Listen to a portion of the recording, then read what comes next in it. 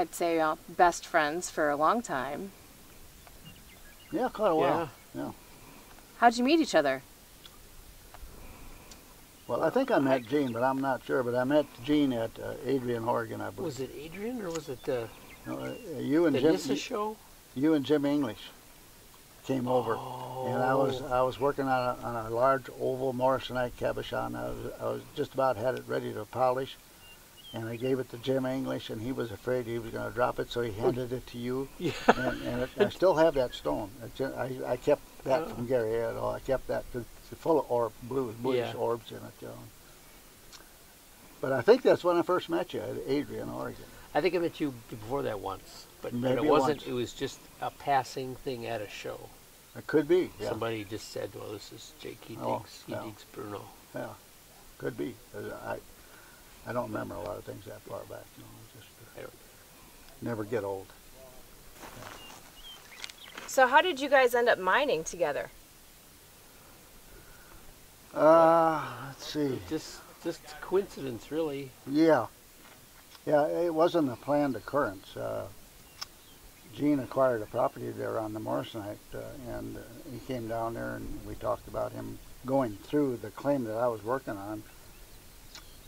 And I think you were a little apprehensive at first because you didn't know me and how I would react. And I said, well, here it is. Have at it. Get your machine down here and go ahead and dig. You know. Yep. Yeah, but he taught me everything I know because I was so ignorant. I don't know about everything. After all, Gene was a grown man when I met him. So I didn't know what I was doing.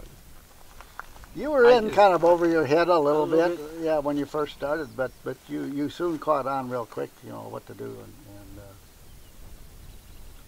anyway, Gene at that time was building a road down to his Christine Marie mining claim, and he was having some difficulty because it was really a tough piece of real estate. Slides always full of falling in the road, big rocks. And then you got the cat stuck down there one time, the first time that I rescued you. Yeah, you got the cat stuck the first time. I went down and pulled your cat out, and then you went ahead and kept going then, yeah.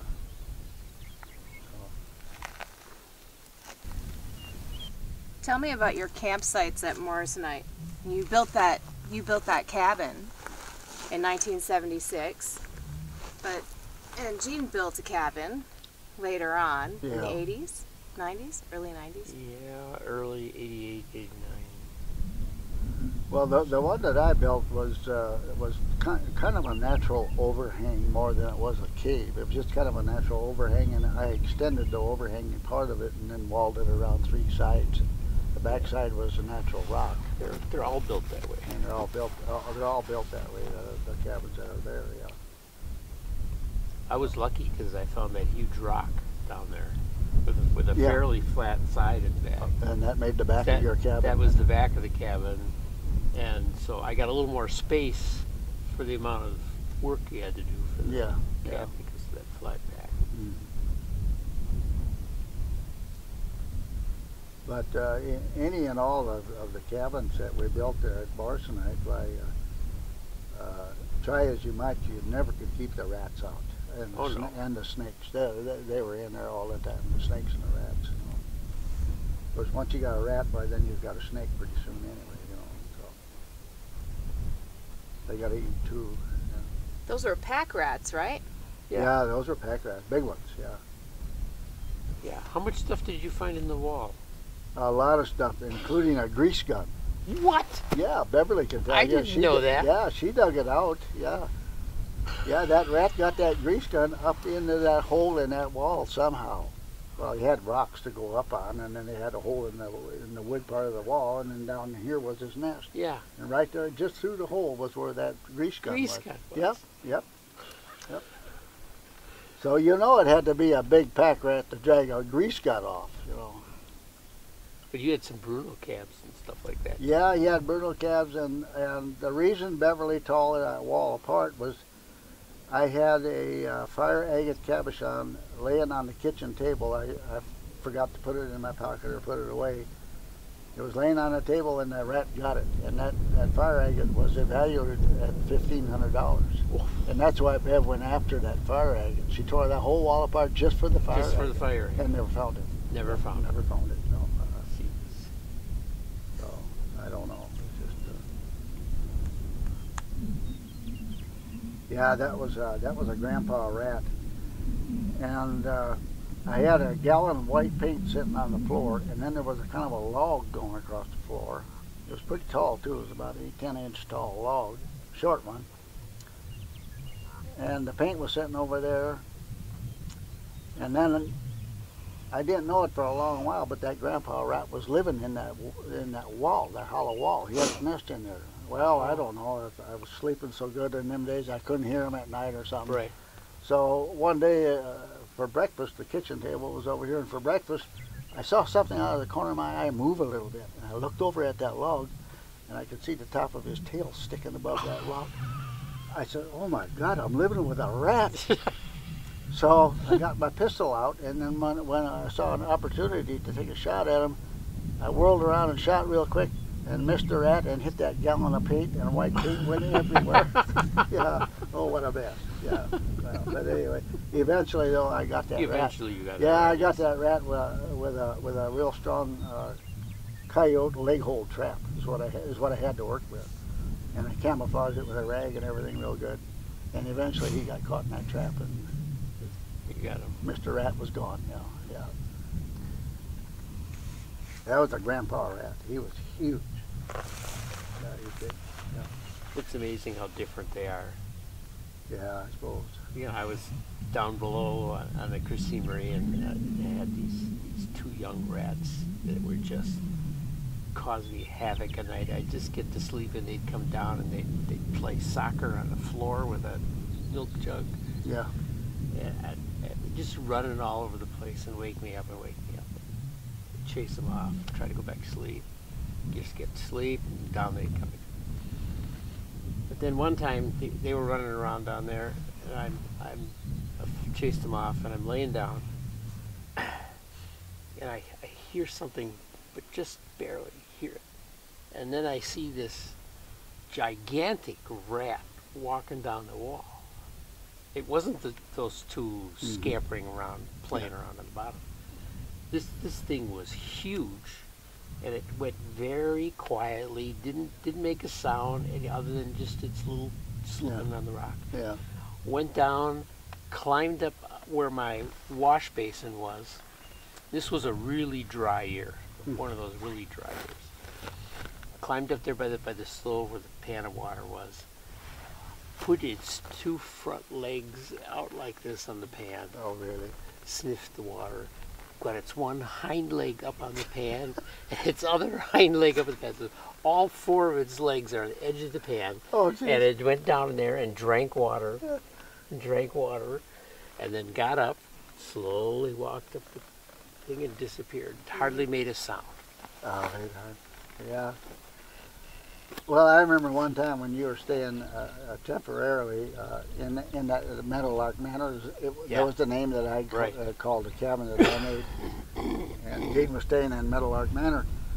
Well, he was complaining about these rats making this noise all the time. And so later on, I got to investigating in there, and I picked up the mattress that Gene was sleeping on, and underneath the mattress was a nest of baby rats. Yep. Living in the mattress. And he wondered why he couldn't sleep at night. Living with the rats. That's as close as you can live with the rats. That's right. Yeah. Right here. Yep. Yeah. Oh, that was amazing. I couldn't believe that. I still wonder if it's a dream or if I really saw it, you know. Yeah. Well, now that I think about 39 degrees, I'm about ready to start shivering. Yeah, that was cold back then. I remember that. Geez, that's amazing. Yeah, and then Gene had the pit all opened up, and this rock went up, you know, way above your head on both sides of the entrance into this pit. I came in there the first time. I think I went down there and see what it looked like. And about head height, there was a little shelf sticking out there, and there was 5 rat heads on that shelf. He had them lined up in a row there, you know. because where Gene was digging, every once in a while he'd run into a prehistoric rat nest way down 10, 20 feet deep. And a lot of times he'd find a rat skeleton or head in that rat nest. So he put it up there and had 5 of them on that shelf. They were looking down at you with a gruesome grin out of you. Yeah, I remember that. Yeah, that was good. Did you think? So tell me about mining here at Graveyard. This is hard rock mining for sure. It's solid basalt all the way from the grassroots right on down, you know. Well, you filed on this in 94, was it, Gene? I think 96. 96, yeah. Okay. You and I came out here, we put up the posts. Yeah. We made it a little short because of that claim on that hill. Mm-hmm. And we didn't think going any further to the south would have been good. Yeah. Might have been. But so it's only 1,250 long, but 600 wide. Mm-hmm.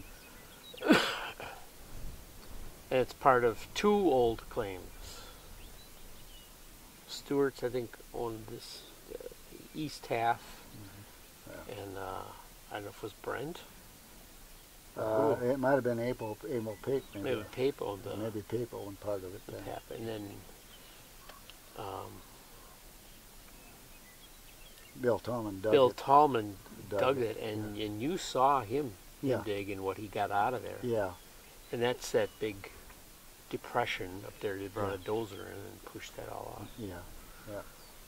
So in the beginning, I mean, we thought we'd open that thing up, and they brought in a 235, I think, excavator, and we opened it up, and that machine was just a little bit too big. Yeah. It didn't work as good as the 320 did for us. You know? Yeah. That was kind of a weird deal anyhow. That 235 was a brand new machine because when it was delivered to us, it still had the plastic on the seat. Yeah.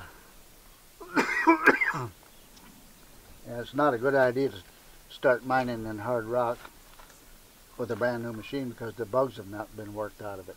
Yeah. And we found that out with that 235 because it was only about 4 or 5 days it developed a hydraulic leak, and we had to have the serviceman for Caterpillar come out and take a look at it, remember? Yeah.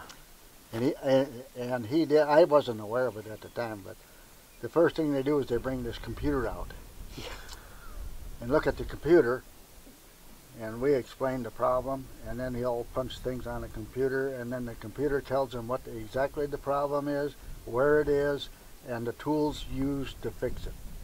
I absolutely got blown away by that. I couldn't believe that. Is that the modern mechanics? Is that the way they work? Well, it sure is. That's the way everything's done nowadays. Yeah.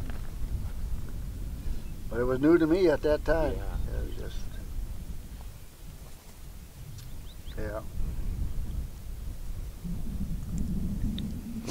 I don't remember, but we don't think we got a whole lot of rock out of that. Trying to open up that. Yeah.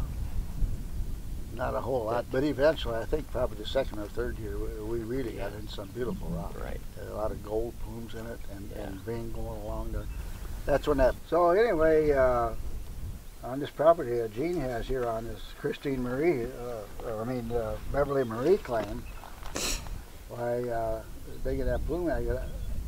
Bill Tallman was the last miner that dug it here, and he was out here most of one summer. And they had a backhoe, a John Deere backhoe on rubber that had about a 17-foot reach. It was quite a long reach for a rubber-tired backhoe. And then they had an old D8 push cat. Was probably the first cat that was ever made because the top RPMs on the engine was 750. That was running it wide open. And of course they had an old cable blade, gravity blade. But those 2 pieces of equipment and a compressor and drills, and they dug that hole that eventually we tried to open up, because the day I was out here, Bill Tallman and his son Larry, and then a friend of theirs from Homedale, Steve Thomas, was here. And then I just dropped by to visit, you know, because I could see from up on East Ridge there. I could look down here and see that they were mining. So I'll go visit with them, you know, and that's why I was here. Well, when I got here, Larry, the son, had just drilled, I think, 7 or 8 holes in this basalt down towards the bottom of the pit. There was kind of a little island-like down there, and he drilled 7 or 8 holes in there, and they had just shot that. Just before I drove up here with the car, they had shot that off with dynamite. Well, then Bill backed up with that backhoe, a John Deere backhoe on rubber. He backed up to the pit, and he started pulling that shot rock out of the pit. And I didn't know it at the time, but there was multiple veins, I think, in that basalt they shot. And he started dropping that rock out there in a pile on the edge of the hole, and there was plume coming out there. And when he went down in there with the backhoe, you could just hear him crunching that agate. You could hear that agate breaking with that backhoe. It makes its own sound, you know. Once you hear it, you'll never forget it. And he'd bring it up and drop it out there, and you could see plumes of black tips in it, broken crossways, sideways, just ruining that agate. And that evening, I stayed until they quit digging for supper. They broke for supper, I think. And so we talked a little bit, and I was getting ready to leave, and Bill said, well, here, Jake, he says, for helping us and everything around here today and everything, he said, here's take a rock home with you. So I took one rock home with me, and oh, it was kind of good, but it wasn't the best one, you know. But they had about a ton of that pink plume. We would be able to find that vein again, and we'd get some more of it, but it didn't quite turn out that way. No, they must have got it all. So. But that was gorgeous plume. Well, then it was about maybe 2 or 3, or maybe even up to 5 years later, I became more acquainted with this Steve Thomas. He was an ex-logger who lived in Homedale. And then I was over at Steve's house one day, and he says, yeah, he said, would you like to see that Regency Rose plume agate? I said, sure. Well, he had a showcase in the house. It was full of cabochons of that Regency Rose plume that I saw him digging that day. But he got some good ones that were unbroken, and some of those were 1 3/4 inch tall pink plumes with black tips on the top of them. The best of them all had black tips on the top of the pink. I mean, it was rock you'd die for, you know. Yeah. It was that good a rock, you know. Just agate, just super agate, you know. So what's your favorite story about Gene? When you think of Gene, like, what do you? Oh, you know this Gne Mueller. What do you say about him? That character. Well, I don't know if I really have a favorite. He's not here, is he? No, he's not here. Yeah, I can speak if I could come up with something. Okay. Yeah. Well, let's see.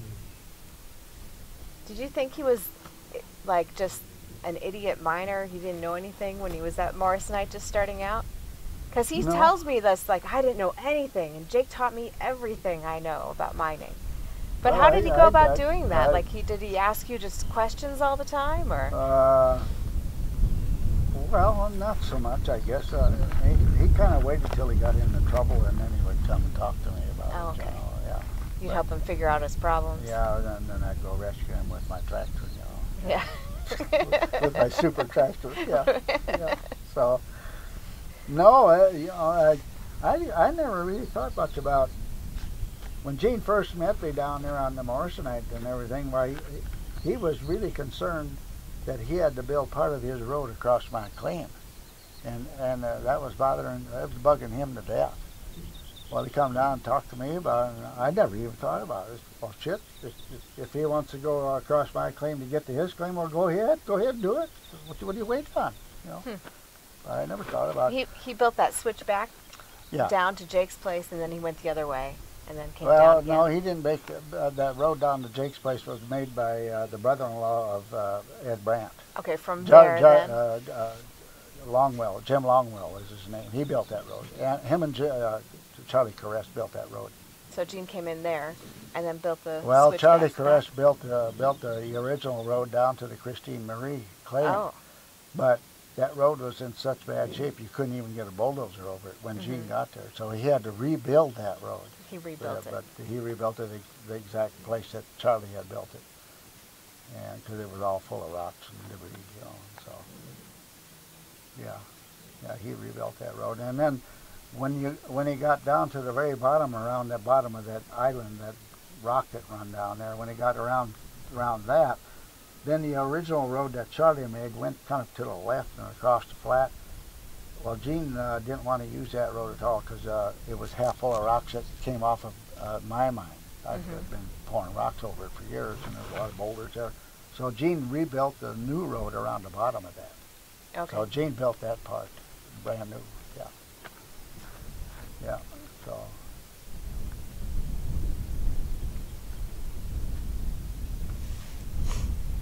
No, I just never thought much about it. I didn't think to myself, well, geez, Gene's not a miner. He's a newcomer. He don't know what the hell he's doing.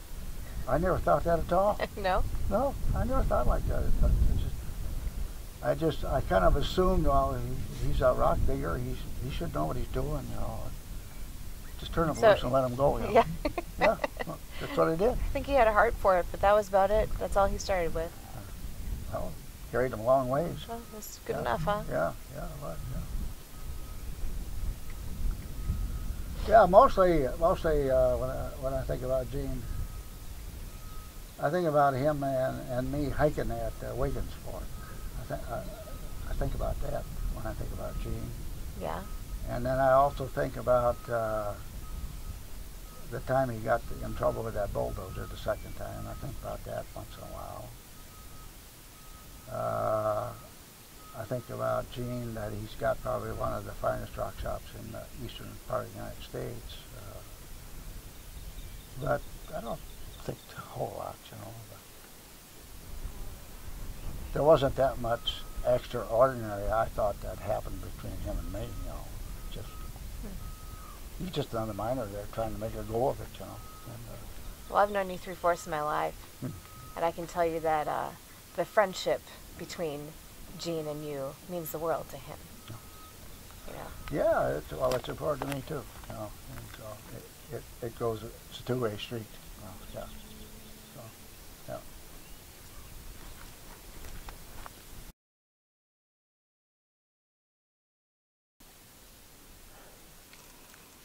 Well, being how you have us speaking sideways like this, we may not tell you the truth at all times.